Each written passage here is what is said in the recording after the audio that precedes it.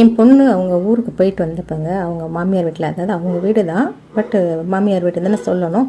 அங்கே போயிட்டு வரும்போது அவள் கையால் தான் அந்த தொட்டு காட்டிக்கிட்டு இருக்கிறா. இதில் என்ன ஒரு ஆச்சரியம்னா, இதே மாதிரி ஒரு வீடியோ நம்ம வீட்டில் அவள் மாடியில் அவள் கையால் பறித்த இது வீடியோ நிறைய இருக்குது. பட் அதை நான் பின் பண்ணுறது என்னென்னா, முக்கோண சிம்பிள் இருக்கும் பார்த்திங்களா, அந்த தலைப்புக்கு கீழே, அதில் தலைப்புக்கு மேலே நம்ம போடுற இதுக்கு மேலே ஒரு சின்ன குட்டியாக முக்கோண சிம்பிள் இருக்கும். அதில் எங்கள் வீட்டில் பறித்த தக்காளி அல்லது மாடி தோட்டத்தில் பறித்த தக்காளி, ஏதோ 2-3 வீடியோ இருக்குது, அதை பின் பண்ணுறேன், பார்த்துருங்க.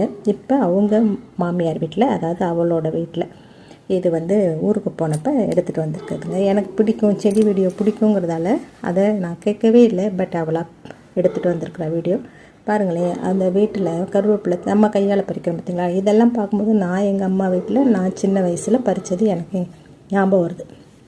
நிறைய செடிகள் இருக்குது. இப்போ இதெல்லாம் பழச்செடிகள் தான்.